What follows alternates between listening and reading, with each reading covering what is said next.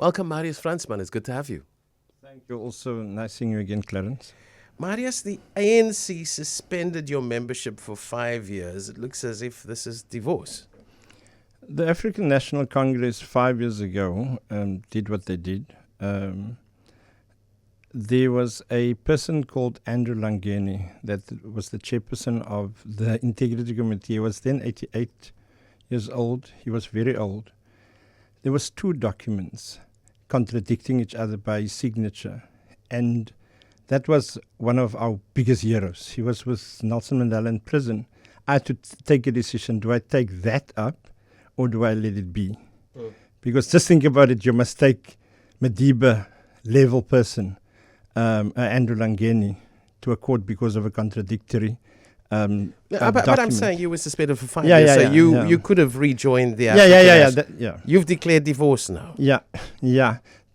I think it is more about. So the point is that I made is yes. But there was a criminal charge as well. The MPA had reversed withdrawn the charges. So you're not going back after 5 years. That's so. Last year I've met Paul Masatile and others, very senior leaders in the ANC, including Jeff Gadebe and others. They have requested me to return. I've looked at the scope, the landscape in South Africa, and I said that the ANC and its history was critical. I do not believe anymore that the future is the ANC. So yes, I've decided to move on. Decided not to take up the offer to return and to look at how do one actually take lots of people from various political parties into a mentoring process for the younger generation. So that's really what it is. It is to say, I'm 54, I've been blessed by very senior positions. What do you do with these responsibilities that you had? And it's really just bringing a lot of people together, political people and non-political people, of the older generation, and say to them, let's take the hands of the younger generation and take them forward to help lead us into the future. So that's what it is. Okay. So you do not have faith in Paul Mashatile, who is being groomed in the top spot since these overtures for your return came from him? No. I don't have faith that the ANC, the one that we know, the one of yesteryear, can take the country forward. It's actually not to do with the individuals. So I also don't have an issue of bashing the ANC. I don't believe that. There's a lot of new people. There's people that resigned last week from the DA at a very senior level in the city of Cape Town that was either members of Parliament of Cape or councillors of the DA. They, for example, decided to join our formation, and I don't believe we need to have a bashing of where people come from. I think it's more, people are tired of party political bashing where I'm sitting, Clarence. And it's a question of, can we bring the middle ground together and pull it into what the future is required? And I think that's it is. So it's not about lost faith in individual in the ANC. It's more about, and I'm also not for the factional fights in the African National Congress, meaning the type of thing that Carl Neos and others would be involved with. I'm not interested. So you're not part of that coalition of the wounded? No, definitely not. Yeah, the last few years I just came from Russia now. I came back on Sunday and I was busy with the film industry, busy with creative arts industry, seeing how we can bring the small person in Cape Town or South Africa together with the big players in the world. And so there's definitely no coalition of the wounded in my side. Yeah, I just think that, I'm excited at the prospect of just new voices coming to the fore, civil society present in the future of politics as well, and business maybe stepping in as well to a greater extent. Isn't it maybe is it going to be an over-contested terrain, this political situation that is unfolding? So many new people out there, so many new voices out there. 10 years ago, there was 2 or 3 parties. We had a hard party political, the big parties at play. Today, if you look at all opinion polling, if you look at the marketing polls of the last 12 months, if you look at the Ipsos polling, if you look at all of this, and this is what I said to some of the leaders of different parties, I said the future is going to be more issue-based politics. So if you go to France, it's the Yellow Vest movement. If you go to the UK, and a few years ago, the Brexit movement issue. If you go to America, forget about the merits of Trump. The point is there was a Trump movement beyond party political views. So the question is, are we reading the moment right? That's the question. Are we reading the moment that it's not about the way we understood traditional politics the last 20 years in South Africa democracy? It's going to be about issue-based politics. It's going to be about that auntie in Ogogo in the township or Auntie Katrina in a small rural village. It's about how do we propel the issues into the center of society. So what the PMC, the People's Movement for Change, is doing is we're looking at issues in society. We then pull people together around those issues. And we are saying that it's those issues that must impact next year and in 3 years. So why did that could have gone back to the ANC, decided on this? It's because I think at the main table of politics, the ordinary person doesn't have a seat anymore. So what some of us must do, people that's in business, in economy, in NGOs, CBOs, community organizations, as well as different parties, is to say, let's pull together at a non-party political perspective. And we propel people into the center at the main table, because what I can guarantee you next year is there's going to be 2, 3, or 4 coalition governments. What I can guarantee you in 3 years from now, 2.5 years from now, City of Cape Town and every other municipality in the Western Cape will be a coalition government. A lot of people ask me this question, and since you've been so interwoven in ANC politics, in fact, you were the operator. You moved people, and especially rural people down on the West Coast and into the hinterland. You moved them to the African National Congress. And the question that we get here very often, every day, is why is it that the same people who maybe suffered as a result of ANC rule continue to vote for the African National Congress? Our society is a very unequal society. And if you look at the reality of the ANC, it's declining. The reality is declining. So you're saying people are not falling for it? No, not anymore. So not anymore for the ANC and not anymore for the DA. The decline is real. What is the joke then that was sold? I didn't think it was a joke. I think it was a period. It was an era. It was the distance. And I think part of you were selling it up to 5 years ago. Yeah, ANC machinery. But how did you get people to Yeah, but that's what I'm saying. The distance. Remember, there was a period where we were grounded amongst the people. We didn't have to buy a 30,000 rand shoe to be part of the elite. That problem has occurred the last 10 years in the ANC and also in other parties, because I'm not even going to speak about what's happening in the Western Cape, the unequal situation in this province, led by the DA. So in the ANC, where I come from, the problem is that we've become aloof as a collective, and we are all to blame then for that, meaning I can't stand outside of that process. And the question is, if we say change, then change comes from within. So my analysis is, and was the last 12 months, that even if one have to go back, the aloofness, the elitism is too, that kind of dichotomy is so big that it became a problem. And I think the answer of yesteryear was not that. Okay, yeah, it is far too aloof. You're saying that is now tangible on the ground. But you know how to mobilize people. Yes. I mean, like, we just came from a place where we had a week ago 5,000 people. And predominantly it was people from the colored community. So yes, we mobilize, but the thing is this, for what? If the thing is to mobilize people to be a councillor, a member of parliament, or a minister, then that's the wrong mobilization force. And therefore it's the issues that we need to mobilize around and propel them into government. Some people suggest, this is a person who's written in, issue politics is very, very far away. We cannot even get water and electricity right. Issue politics comes when the main issues are sorted and we are looking at quality of life improvements like going green or better working hours. Let's be serious, please. It continues.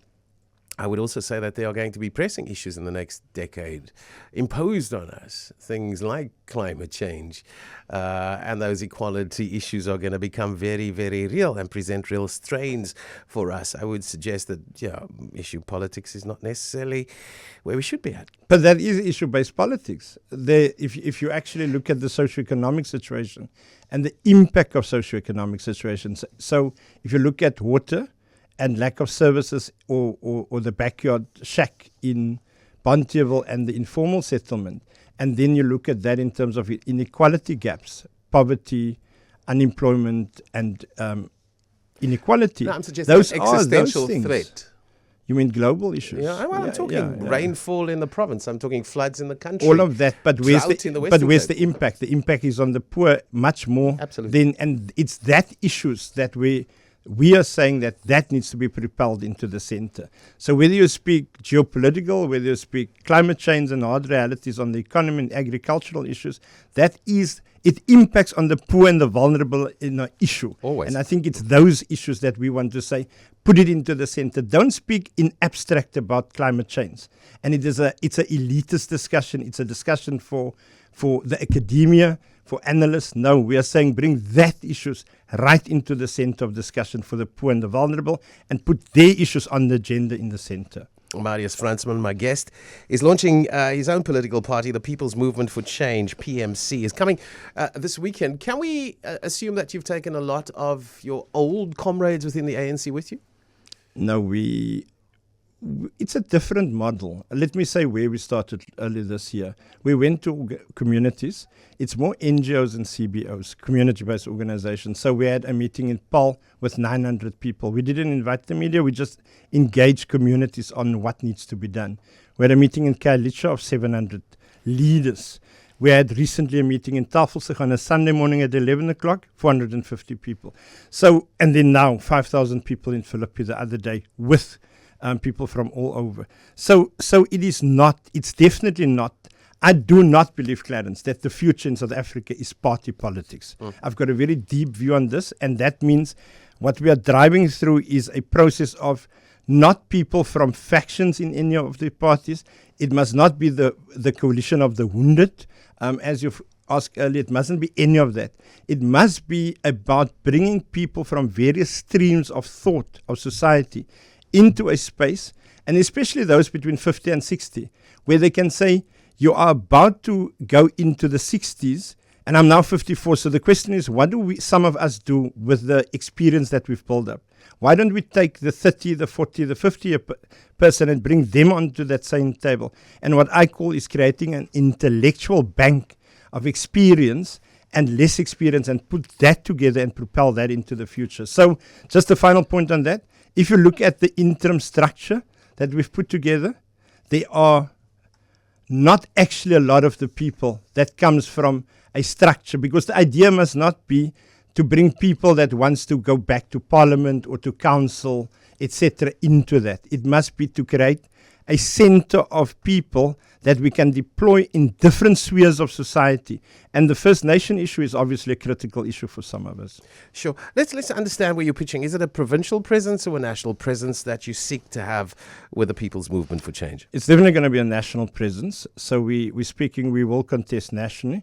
We will contest Gauteng in particular, Western Cape, Northern Cape, and then it seems to us Eastern Cape for this election. But it's not a 1 year trajectory, it's a 6 year process. And you mentioned coloured. Is there a specific demographic that you're looking at, whom you're seeking to service politically? I think that's it, First Nation. So descendants of the First Nation, the Khoi, the San and the Bushman. So the Kamisa, to use your word. So we are speaking inclusive. It must be non-racial. It must be inclusive. So we are speaking all of the society. So we've got literally very strong presence in both the Black African community and then also around the rural country community, etc. Okay, and I know there's a bit of a renaissance, maybe an awakening or a yearning for identity, for meaning within the so-called coloured community. PA is very present there. Coloured party is very present there. Good is very present there.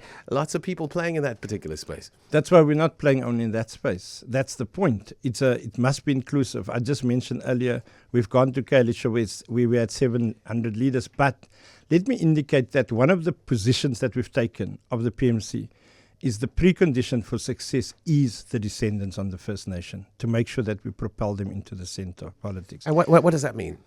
it's essentially basically bringing people that feel the last 30 years they're not black enough, and that in apartheid years they're not white enough, to bring them more into the center. And why I'm raising that is, for example, one of the policy positions that we will take unapologetically is the pre-1913 reopening of the land legislation, because the current process is post-1913.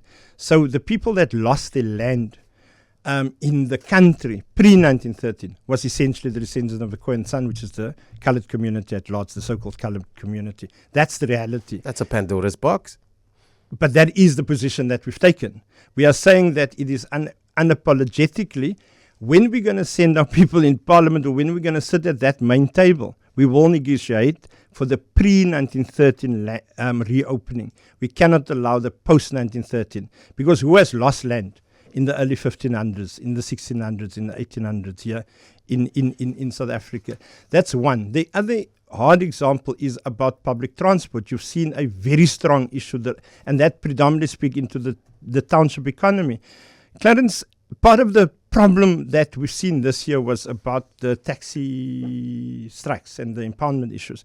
But if you go and analyze the economic issue around it, then you realize that, I'm just going to make an example. You've got 25,000 taxis. Take 20,000 taxis. Take each taxi 300,000 rand, because on average a second-hand taxi is 300,000 rand, new taxi is 600,000 rand. So take a lowest common denominator. If it was an Avis or a rental company, it was 300,000 rand by 20,000 vehicles. It's 6 billion rand. So I'm arguing that the assault on them the last while in this year around the impoundment was to basically crush the township economy in a way, to re-engineer the bus companies into the township, and to force out the bottom-up economy. So those are the issues that we are interested in. You've been there at the coalface of taxi wars in your spell as MEC in this particular province. You understand it better than most. People are demanding, safe, affordable, reliable kind of transport. Taxis can never be as affordable as rail. No, it's all three.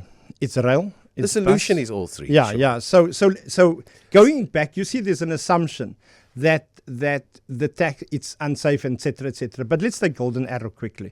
Golden Arrow moves only 240,000 people daily, but Golden Arrow receive a state subsidy of 1.5 billion rand annually. So wouldn't regulation be great for even the taxi industry? Yes, but that's what they want. With the necessary subsidies. That's what they want. That's what they're calling for. The question is, why is that being avoided? Are they calling for tax compliance to cover that as well? They must. They are actually, in fact, they have. Think about the blue dot thing a year ago? What was that? They had to formalize themselves into compliance. So they've got companies, they've got SMMEs. The question rather is, if you have the informal economy, and the informal economy wants to formalize themselves, must the state further crush them, or must the state help them to be empowered? And I think that's the issue. Why do I get the sense taxis is a cornerstone of your political manifesto? Public transport is. Okay, and I think it's a very important thing as well.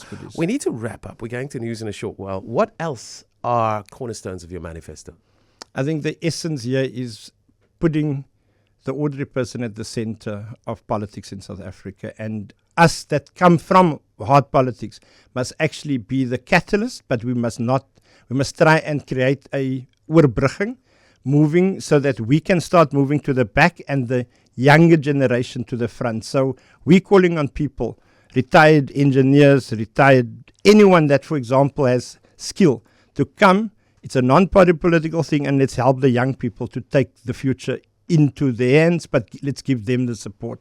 And there's then issues, fishing industry and a range of other issues. Yeah, I think it's exciting, the new voices out there that are seeking to make an impact on our political system. I'm worried I'm going to deal with a clutter in the lead up to elections. There's a lot of people that's going to be vying for our attention. There's a lot of manifestos that we're going to have to read before we go into the polls. But thank you for this conversation. It's appreciated. So where are you launching the People's Movement for Change this coming weekend? Clarence, we've brought together, we had already a mega event of 5,000 people on a week ago on a Saturday. It's all over social media. You would ask, why didn't we bring all the media there? Because we think it's organic, It is on the ground. It's a very different approach to politics, and we will basically showcase the leadership on Thursday. Okay, we're going to need to wrap it there, Marius Fransman. We appreciate it, but Marius is a mobilizer, so I expect him to put his talents to good use in the people's movement for change. I have no doubt he'll mobilize people like he's done previously.